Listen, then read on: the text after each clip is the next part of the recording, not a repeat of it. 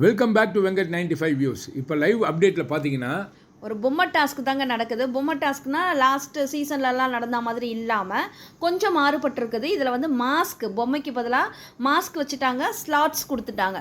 So இந்த மாஸ்கெல்லாம் கொண்டு போயிட்டு அவங்கவுங்க ஸ்லாட்ஸில் கொண்டு போய் வைக்கணும். ஒருத்தர் வந்து 2 மாஸ்க் எடுக்கக்கூடாது. அதே மாதிரி வந்து இவங்க பாஸ் பண்ணி விளையாடக்கூடாது. இப்படி தான் கேம் ஸ்டார்ட் ஆகுது. அதுக்கு முன்னாடியே இந்த என்ன சொல்கிறது, அந்த லக்ஸரி டீமில் இருக்கிறவங்களும் பிக் பாஸ் ஹவுஸுக்குள்ளே இருக்கிறவங்களும் பிளான் பண்ணிக்கிறாங்க, எப்படி யார் யார் மாஸ்க் எடுக்கணும் அப்படின்லாம் எடுக்கிறாங்க. ஆனால் ரொம்ப இந்த எஃப்ஜேன்றவன் வந்து ரொம்ப அப்யூஸாக பேசுகிறதா இருக்கட்டும், அவருடைய செயல்முறை, காலால் எட்டி உதைக்கிறது கேர்ள்ஸை, இது மாதிரியெல்லாம் பண்ணிகிட்ருக்கிறாரு. இவரை வந்து போன தடவையே விஜய் சேதுபதி சார் கண்டிச்சிருந்தாருன்னா இன்றைக்கி வந்து அவர் இந்த அளவுக்கு எல்லை மீறி நடந்திருக்க மாட்டாருன்றது ஒன்றை நம்ம தெரிவிக்கிறோம். அடுத்தது இன்னொன்று பார்த்தீங்கன்னா, இதே கனி வந்து ரொம்ப என்ன சொல்கிறது, அவங்க வீட்டில் நம்ம ரொம்ப சொஃபிசிகேட்டடாக அப்படிலாம் இருந்திருக்கலாம். பட் வந்து பிக் பாஸ் ஹவுஸ்ன்றது வந்து எல்லாருக்குமே ஒரே மாதிரி தான் இருக்கும். இந்த இடத்துல வந்து அவங்க பயங்கரமாக பாசி ஆட்டிடியூட் காமிக்கிற ரொம்ப டாமினேட் பண்ணி நடந்துக்கிறாங்க. அதுவும் வந்து இதில் வந்து குறிப்பிடத்தக்கதாக இருக்குது. ஏன்னா போன தடவை விஜய் சேதுபதி சார் கண்டிக்காததுனால தான் இந்த அளவுக்கு இருக்குது. போன தடவையே அவங்க வந்து உப்பு போட்டதுக்கு அவர் கேட்கல. இந்த தடவை கஞ்சி சாதத்துலேயும் வந்து அவங்க உப்பு வந்து அளவுக்கு அதிகமாக எடுத்து போட்டிருக்காங்க. மற்றவங்களும் அதை சாப்பிடவும் செய்கிறாங்க. இதை வந்து பிக் பாஸில் வந்து நடக்கிற ஒரு கொடுமையாக கூட நம்ம இதை பார்க்கலாம். அடுத்தது பார்த்திங்கன்னா, எல்லாருமே யாரை டார்கெட் பண்ணுறாங்கன்னா பார்வதி அண்டு திவாகரை தான் டார்கெட் பண்ணுறாங்க. அது எப்படிங்க, ஒரு டீம்னா அப்போ வந்து டீமுக்கும் அவங்க உண்மையாக இல்லை, பிக் பாஸ் ஹவுஸுக்கும் அவங்க உண்மையாக இல்லை, அவங்களுக்கே அவங்க உண்மையாக இல்லைன்றது நல்லா தெரிய வருது. இவங்க என்ன பண்ணுறாங்க, இந்த டீமுக்காக விளையாடாமல் இண்டிவிஜுவலாக ஒரு வஞ்சன்ஸ் கேமையும், அதாவது ஒரு ஜலசியான ஒரு கேமும் தான் இவங்க வந்து விளையாடுறத நம்ம பார்க்க முடியுது. அப்படி தான் அவங்க ஃபுல்லாகவே இருக்கிறாங்க. இந்த 2 வாரமாக, இந்த 8 நாட்களாகவே இப்படி தான் இவங்களோட கேம் இருக்கு. எப்படின்னு பார்த்தீங்கன்னா, திவாகர் மேலையும் பார்வதி மேலையும் இவங்களுக்கு என்ன அவ்வளோ பெரிய கோபம் இருக்கு.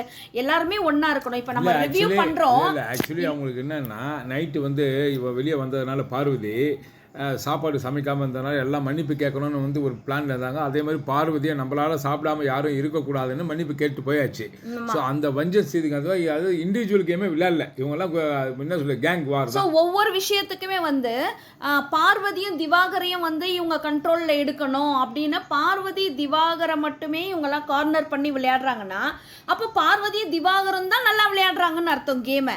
இவங்க எல்லாமே வந்து சப்ப குத்துறைங்க தான் நம்ம சொல்ல. ஆமாம், டம்மி பீஸ் சொல்லுவாங்க இல்லையா, அது மாதிரி தான் இவங்கெல்லாம் வந்து அவங்கள சார்ந்து தான் விளையாடுறாங்க.